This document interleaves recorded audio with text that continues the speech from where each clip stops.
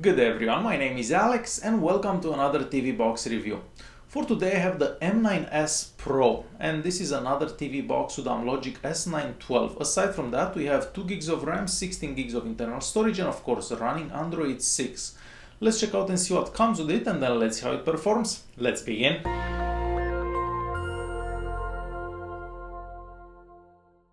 The M9S Pro comes in this box. On the front we see the brand name and here some specifications about the device itself.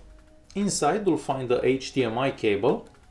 The remote control that's made out of plastic takes 2 AAA batteries and I do recommend using a wireless keyboard and mouse for a better experience. We also find the user manual and the user manual has a whole bunch of pictures and it's in English.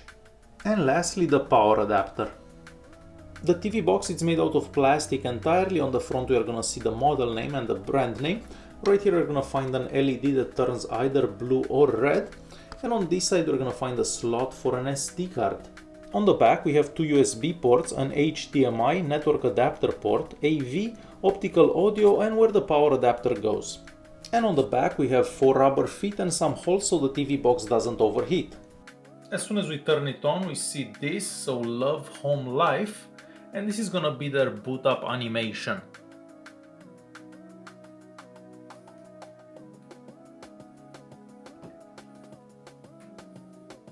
And it takes about 25 seconds and the box starts up.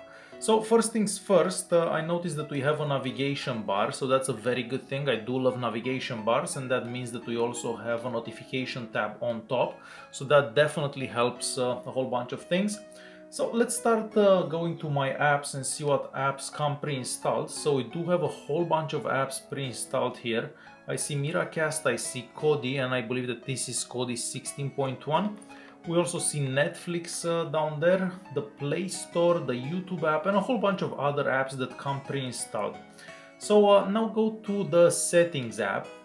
So at the Settings app we're gonna find the same Settings app that we've seen on many TV boxes. Here at Networks you can either connect to Wi-Fi networks or through a cable. And since we are here, let's check out the speeds on Wi-Fi.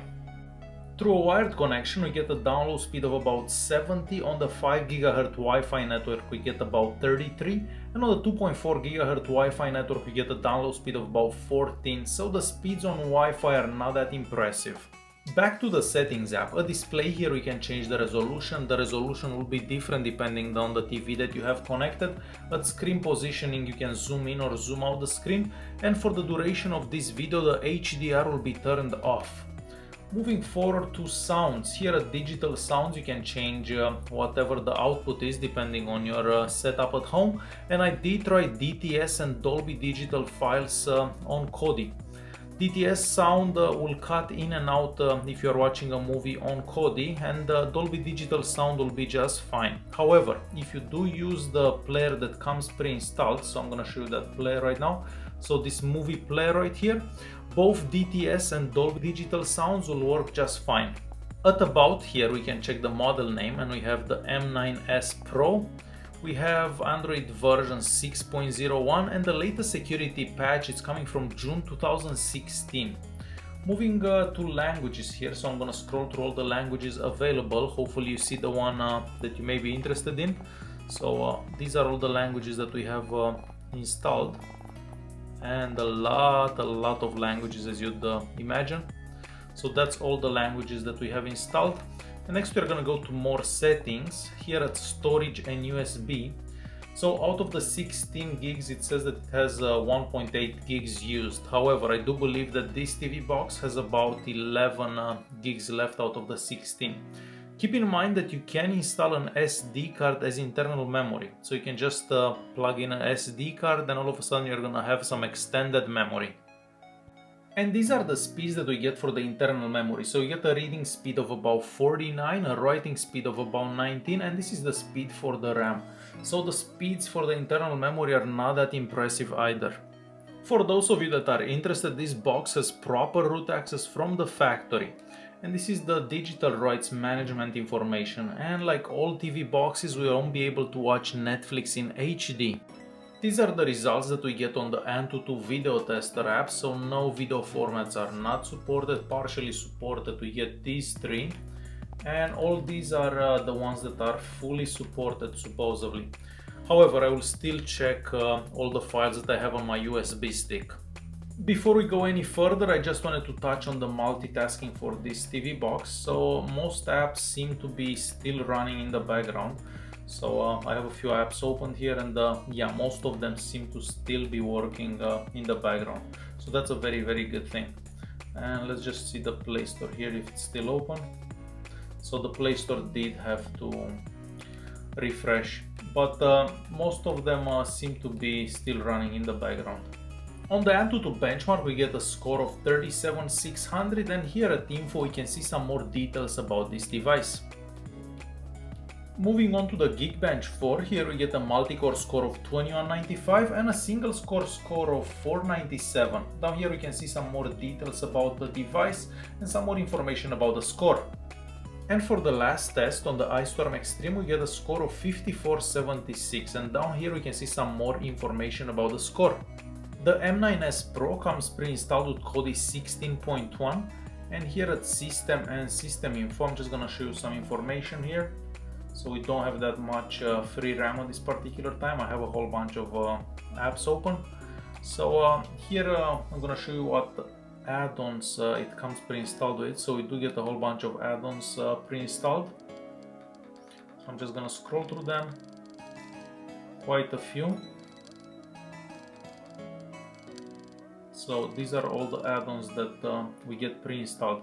So I'm gonna try to find the working one so we can see how well it does. So let's try this one for example, and let's try this one,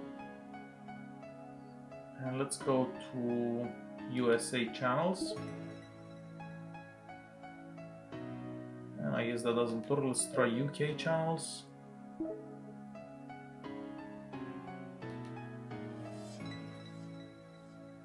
Okay, so none of those work. Let's try news instead. So I guess this one it's rather useless because we can't exactly use it. So we're done with that one. Let's try to find one that actually works.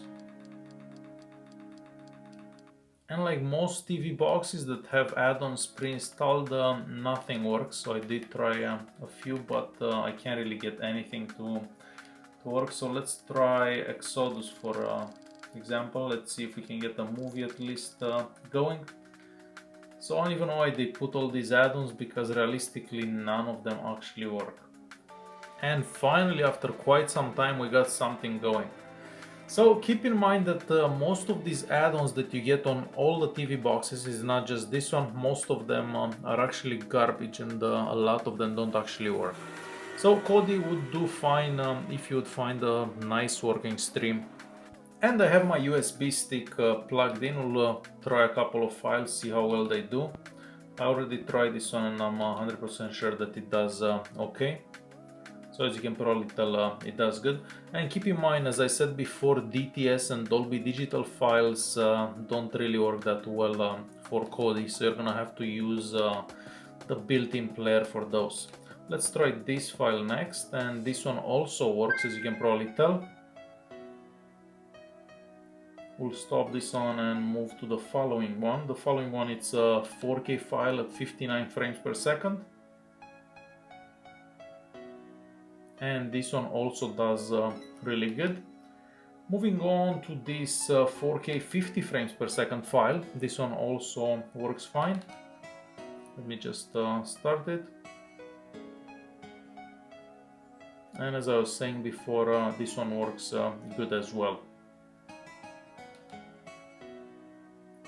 The following one, it's a 720p file, and of course this one will do fine without any issues. I'm just gonna skip forward. And as I was imagining, there are no problems with this one either.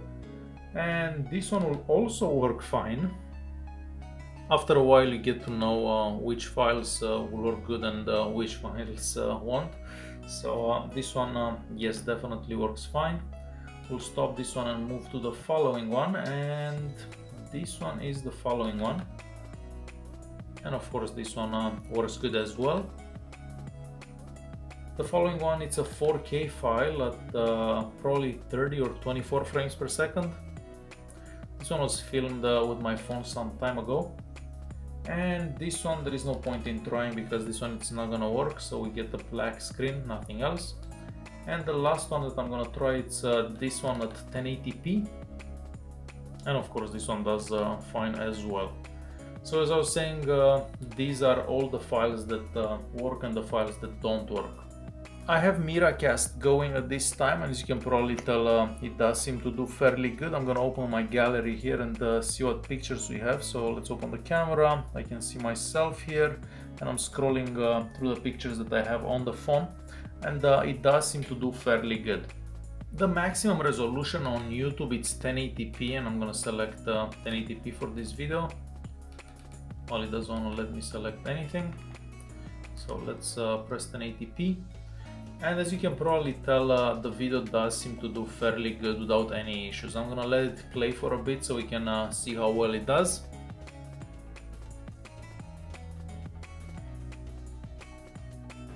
I'm currently playing Real Racing 3, and as you'd probably expect, the S912 processor does do really good for gaming.